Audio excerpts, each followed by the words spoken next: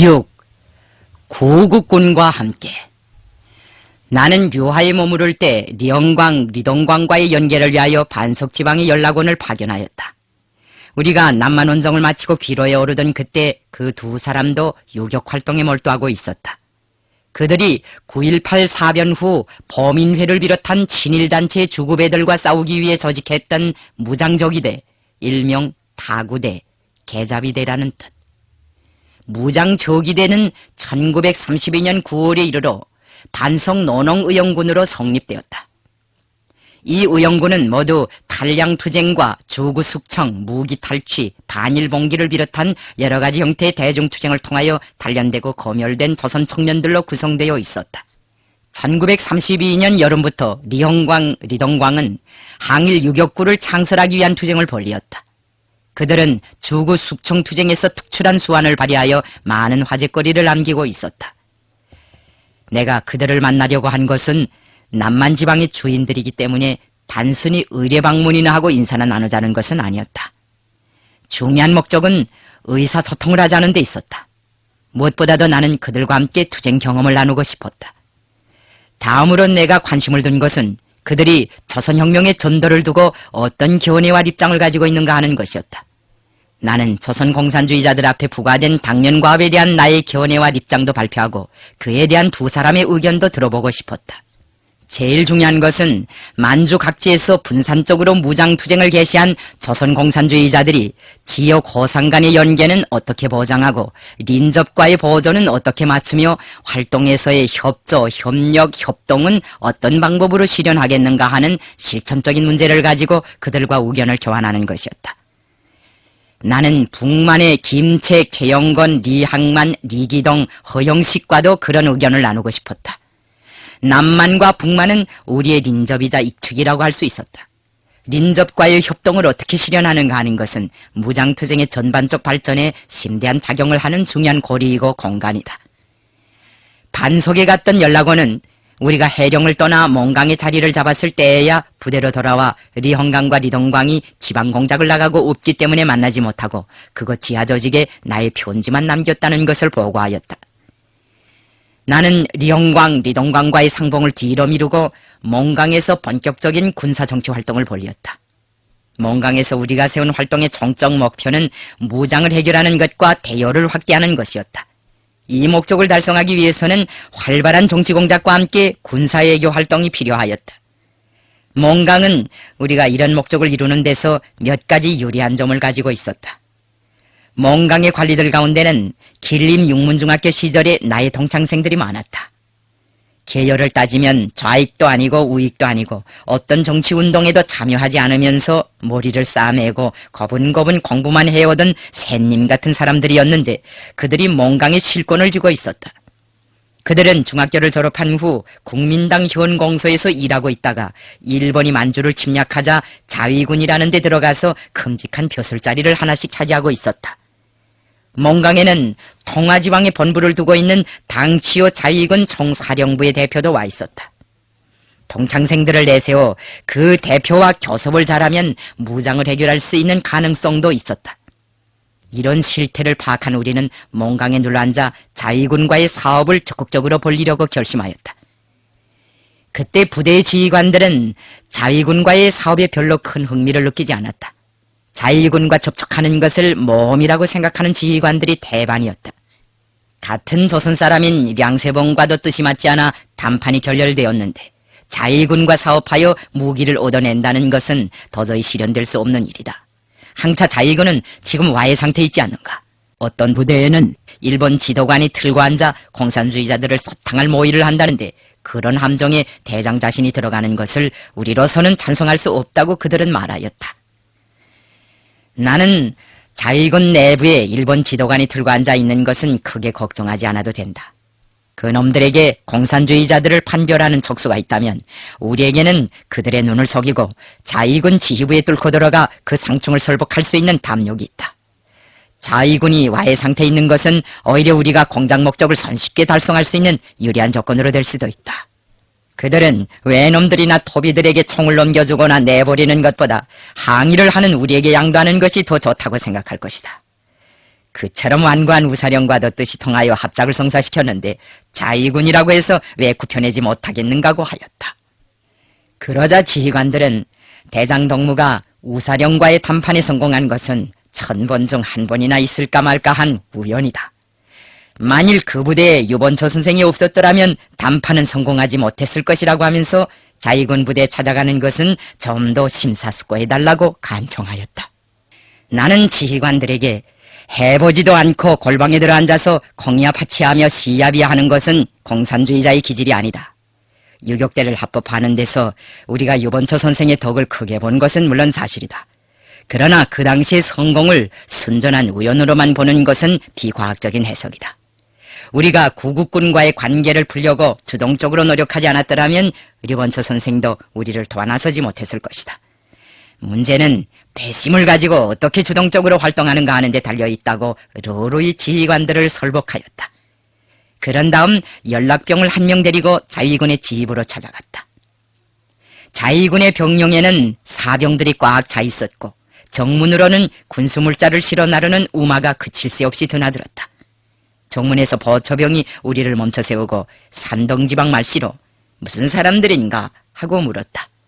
보초의 검실검실한 눈은 우리의 얼굴이 아니라 자위군과는 판판 다른 우리의 유격대 복장과 모자의 오각뼈를 유심히 더듬고 있었다.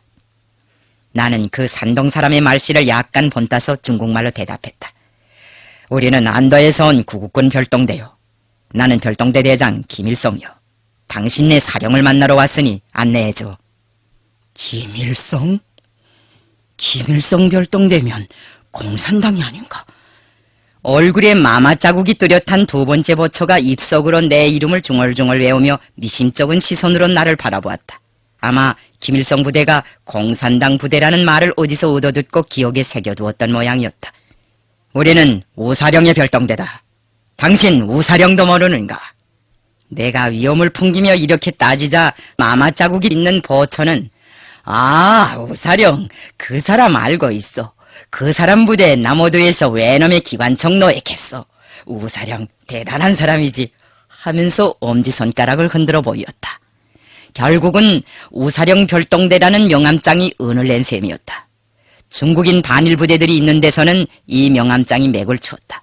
그래서 우리는 행군을 할 때에도 반일 부대들과의 충돌을 피하기 위하여 늘 구국군 조선인 별동대라는 간판을 들고 다녔다. 잠시 후 산동말을 하던 첫 번째 보초가 병영에 들어가서 풍채 좋은 사나이를 데리고 나왔다.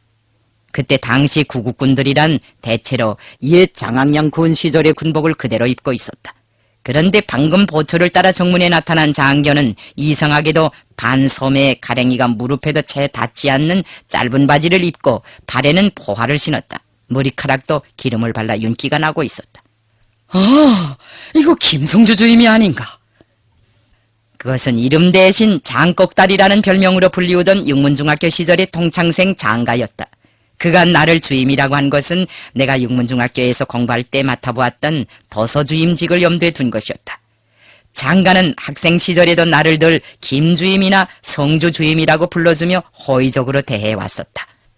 우리는 반갑게 손을 마주잡고 한참 동안 학창시절의 회포를 나누었다. 해수로 계산하면 그와의 상봉은 3년 만에 이루어진 셈이었다.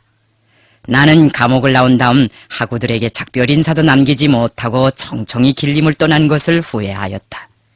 혁명을 위해 사사로운 모든 것을 다 희생시킨다는 정신을 가지고 동분서주하던 때여서 어찌 보면 불가피한 일 같기도 하였지만 스승들과 학우들에게 인사를 남기지 못하고 떠났다는 그 도덕적인 빚이 마음속에 연덩어리처럼 무겁게 매달려 나를 괴롭힐 때도 없지 않았다.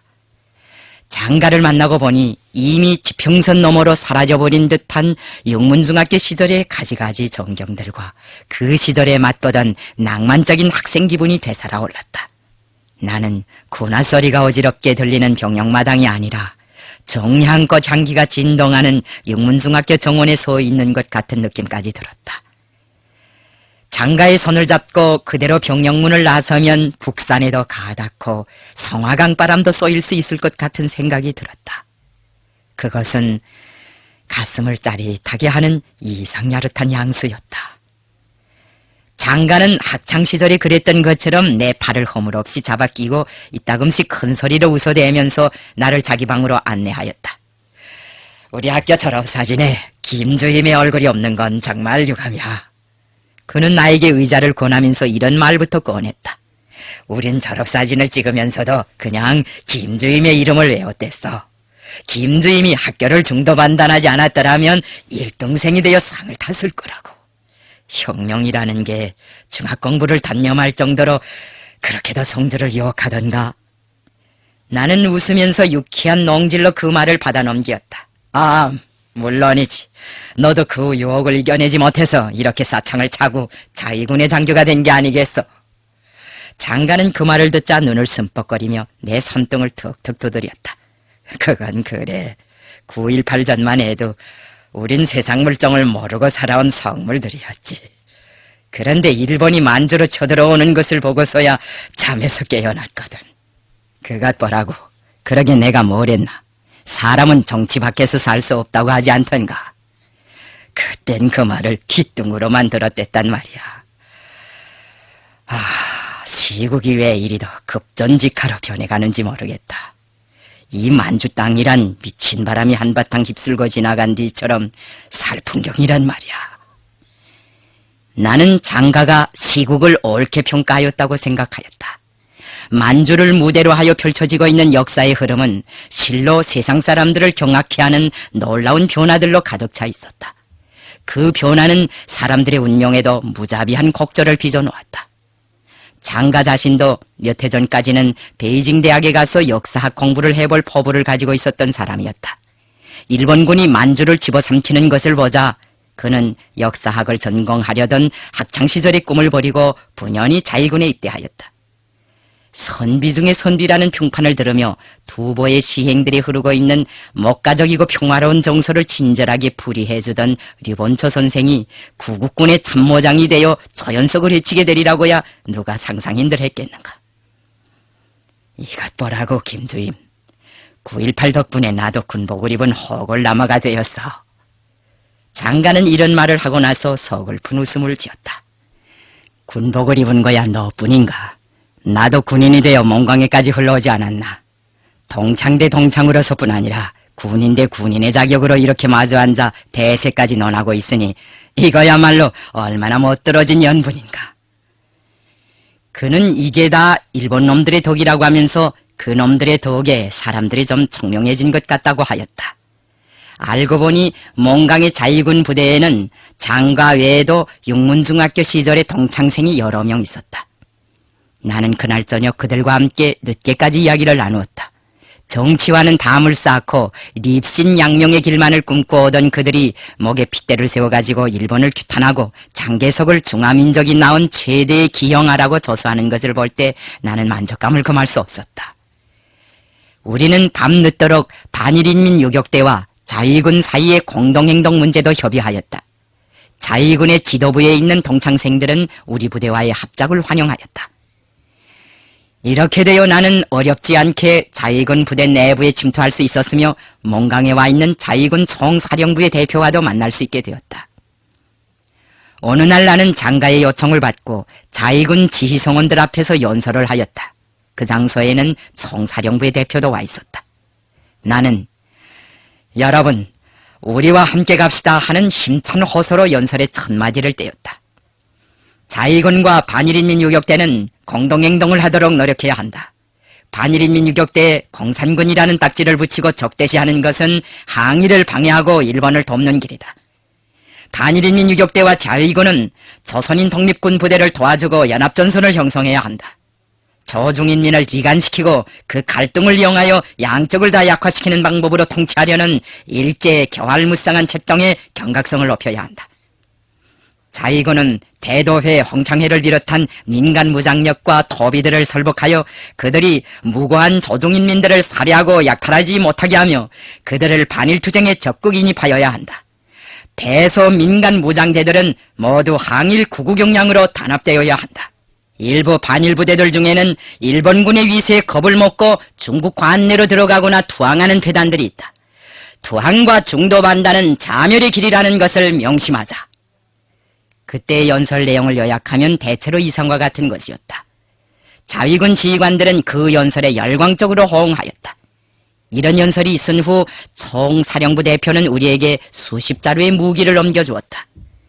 우리는 몽강에서 한 2달 동안 자위군의 보호를 받으며 군중들 속에 들어가 선전사업도 하고 훈련도 하였으며 끌끌한 청년들을 선발하여 대여를 확대하는 사업도 하였다. 안도를 떠날 때 40명에 지나지 않았던 대호가 몽강에 와서는 150명 정도로 불어났다. 김성주가 큰 부대를 모아가지고 진출한다는 소문을 듣고 몽강과 그 주변의 청년들이 연방 우리를 찾아와 입대를 청원하였다. 우리는 몽강에서 마치 주권을 잡은 것처럼 자유롭게 활약하였다. 안도에 연락원을 보내어 알아본 데 의하면 동만의 형편도 대단히 좋았다. 우리는 그 연락원이 가져온 김정령의 편지를 보고 안도에 떨궈 두고 온 우리 부대의 나머지 역량이 그동안 많이 불어났다는 것과 왕청, 연길, 군춘에서도 각각 100명 이상 규모의 유격대들이 꾸려졌다는 것을 알게 되었다. 나는 유격투쟁이 맹화적인 단계에서 본격적인 단계로 이행하기 시작한 동만의 한복판, 왕청, 동만의 한복판으로 우리의 활동 무대를 옮기고 거기서 다른 현의 부대들과 힘을 합쳐 무장투쟁을 좀 더 통이 크게 벌리려고 결심하였다. 남만원정 과정에서 우리가 얻은 중요한 교훈이 하나가 바로 유격대의 역량이 미약한 현 단계에서는 일정한 활동 거점을 차지하고 투쟁하는 것이 유리하고 능률적이라는 것이었다. 우리는 몽강에서 무송을 거치지 않고 직발 안도로 갈 수 있도록 행군 노정을 잡았다. 부대는 노상에서 비족들과 반일부대 패잔병들을 여러 번 만났다. 그들은 우리의 신식청이 탐나서 완력으로 그것을 탈취하려고 하였다. 그래서 위험한 고비를 여러 번 겪지 않으면 안 되었다. 이런 때에 참의부 계통에서 온 노인이 옛말에 나오는 무슨 도사처럼 우리 앞에 불쑥 나타나 산을 꿰지르면서 부대를 양강구까지 무사히 안내해 주었다. 그때 산을 타본 것이 우리에게 있어서는 큰 단련이 되었고 앞으로 유격투쟁을 장기적으로 할 수 있는 준비로도 되었다. 우리가 양강구를 떠나려고 할 때 우사령의 휘하에 있는 한 개 연대의 주력이 양강구에 왔다. 그 연대를 맹탄장 부대라고 불렀다. 맹탄장의 비서로 있던 진한장도 부대와 함께 양강구로 따라왔다. 진한장은 나를 보자 멀리서부터 두 팔을 벌리고 환성을 지르며 껑충껑충 뛰어왔다. 성주, 이게 얼마만인가? 그는 마치 몇십 년 동안 헤어졌다 다시 만난 듯이 나를 얼싸안고 빙글빙글 돌아갔다. 안도에서 우사령과 담판한 후 헤어지고는 한 번도 상정하지 못했던 진한장이었다. 시간으로 따지면 불과 석 달 만에 이루어지는 상봉이었다. 그런데 진한장은 그 석 달을 3년이나 30년으로 착각한 사람처럼 우정에 끓는 눈으로 나를 바라보고 있었다. 나도 역시 오랜 기별 끝에 기적적으로 맛보는 상봉과 같이 느껴져 반가움을 참을 길이 없었다. 사람의 생애에서 석 달이란 하나의 작은 토막에 지나지 않는다. 하지만 나에게는 그 석 달 사이에 포구나 긴 인생이 흘러가 버린 것 같은 생각이 들었다. 생활에 곡절이 많고 체험이 많으면 세월도 길어 보인다고 하는데 그것은 옳은 이치라고 생각한다. 우리는 성전의 부대가 어디에 있는지 몰라서 여러 곳에 수소문했더랬어. 남만에 갔다가 돌아왔다고는 하는데 행방을 알 수 있어야지. 그런데 양강구에서 조선공산군이 독립군과 통합을 시작했다는 소문이 우리 부대까지 날아오지 않았겠어. 진한장은 맹탄장에게 나를 소개하고 나서 이런 말을 꺼냈다. 고맙소, 진덕무. 나도 진덕무가 보고 싶었어. 그런데 양강구에는 어떻게 오게 되었어? 내년 봄까지 이 지방에서 활동하라는 왕덕님의 명령을 받았으니까 어떻소? 양강구에서 얼마 동안 우리와 함께 활동하지 않겠소? 곁에서 진한장의 말을 듣고 있던 맹탄장도 같은 제의를 하였다. 나는 맹탄장 부대와 함께 있으면 모처럼 성사된 구국군과의 공동전선을 더 공고할 수 있으리라는 기대를 가지고 두 사람의 제의를 흔연히 받아들였다. 맹탄장 부대는 장항량의 정규군으로 있다가 반변에서 나온 부대이므로 무기와 장비가 현대적이었다. 그 부대에는 포도 있고 기관총도 있었다. 총 몇 자루의 칼이나 창과 같은 무기를 가지고 돌아다니는 다른 구국군에 비길 수 없을 정도로 이 부대는 전투력이 아주 강하였다. 반일인민 유격대가 양강구에 머무르는 동안 맹탄장 부대는 우리를 잘 호위해 주었다. 그 당시 만주지방에 조직되었던 대부분의 반일 부대들은 일본군의 강력한 공세 앞에서 와해되거나 투항하여 그들의 지휘하에 움직이고 있었다. 구국군 가운데서 그래도 투항하지 않고 큰 세력으로 남아있는 것은 왕덕림 부대였다. 그러나 그 부대마저 일본군의 포화가 미치지 않는 만주의 동쪽 표원들이 동령과 소련 경내로 퇴각하고 있었다.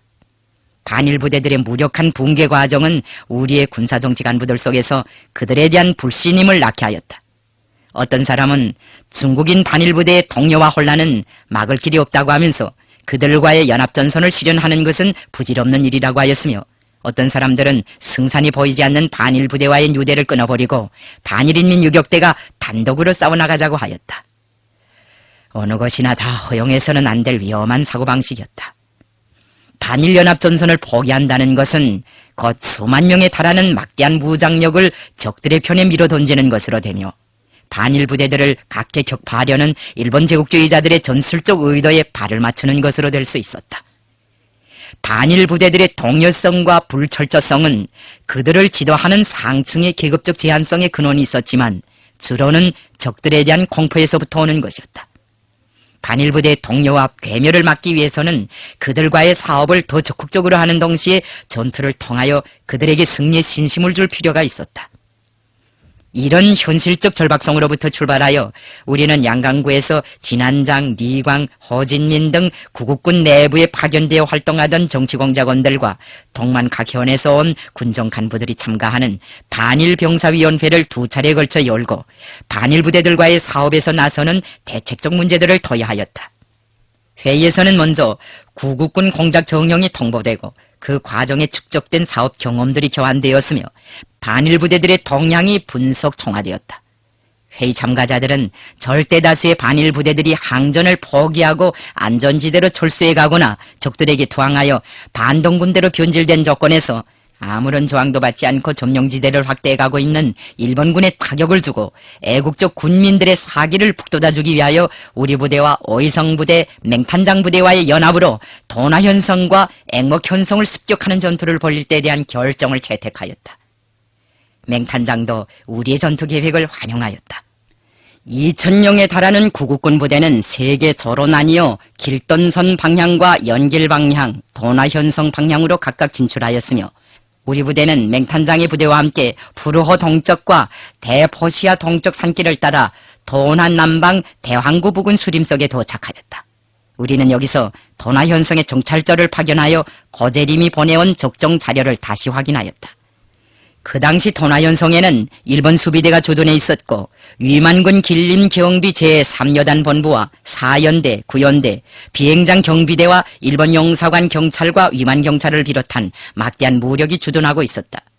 적들은 매 성문 포대와 영사관 분관 정문에 물샐 틈 없는 경비진을 치고 있었다. 9월 2일 새벽 3시 아군 부대들은 일제히 도나현성에 대한 공격을 개시하였다. 우리 부대의 공격 방향은 남문이었고 호진민이 인솔하는 구국군 부대는 서문과 북문을 거쳐 현성으로 돌입하였다. 성 안에 재빨리 돌입한 아군은 적들의 지휘처를 습격한 다음 적 여단 지휘부와 영사관 분관, 경찰 분소를 일거에 소탕하고 적 여단 구분대의 병력에 강력한 타격을 가하였다. 전투의 주도권은 아군의 손에 튼튼히 쥐어져 있었다. 혼란에 빠진 적들은 2대의 비행기를 동원하여 아군에게 기총소사를 하고 폭탄을 마구 퍼부었다. 구국군 대원들 속에서는 혼란이 일어났다. 이런 상태로 날이 밝는다면 전투 상황이 역전되고 아군은 심대한 손실을 입을 수 있었다. 나는 진안장과 호진민에게 급전된 전투 정황을 설명해준 다음 이미 차지하고 있는 개선에서 철수하여 유인전으로 적들을 소멸할 새로운 전술적 방안을 제기하였다. 이 방안에 따라 우리 부대는 현성 서남쪽 고지를, 구국군 부대들은 관둔잔 남쪽 무명고지를 차지하고 추격해오는 적들을 매복전으로 섬멸하였다. 불리하다고 보았던 사태가 순간에 뒤집히는 것을 보게 된 구국군 부대 병사들은 사기충천하여 도망치는 적들을 추격하였다. 일본 당국의 보도 관제가 심한 때여서 그렇게 되었는지는 잘 알 수 없지만 당시의 출판물들은 이 전투에 대해서 별로 소개하지 않았다. 세상 사람들은 만국 22돌시 되던 그해 초가을에 도나에서 그런 전투가 있었는지 없었는지 그것조차 알지 못하고 있었다. 도나현성 전투는 1933년 9월에 있은 동령현성 전투와 성격상 유사하다고 할 수 있다. 도나현성 전투가 구국군과의 연합으로 진행된 것처럼 동령현성 전투도 구국군 주력과의 합작으로 설계되고 성사된 전투였다. 규모로 보아도 도나현성 전투는 동령현성 전투와 어슷비슷하였다. 그러나 도나현성 전투는 조중인민의 공동투쟁 역사에서 항일 유격대가 중국인 반일부대와의 협동작전으로 일본군을 타승한 첫 현성 전투라는 데 의의가 있다. 중국 사람들은 청로 두 대국을 일거에 격파한 일본의 군사적 명성 앞에서 너무나도 혹독하게 위축되었더랬어. 그런데 오늘은 그 위축감에서 완전히 해방되었어. 영토 해방에 앞서 정신 해방을 이룩하였단 말이야. 진안장은 분명 나를 포옹하면서 이렇게 부르짖었다. 나는 지금도 그때 그의 눈에 이슬이 맺혀 있었던 것을 똑똑히 기억하고 있다. 성조, 우리 이 길에서 영영 헤어지지 말자고. 그는 내 손을 끌어잡고 격정에 넘쳐 말했다. 그가 이 길이라고 한 것은 공동투쟁을 염두에 두고 한 말이었다. 진안장은 그 후 전사할 때까지 자기 자신이 선창을 뗀 이 서약에 충실하였다. 도나현성 전투가 있은 후 한 주일가량 지나서 우리는 구국군과 함께 앵목현성을 습격하였다.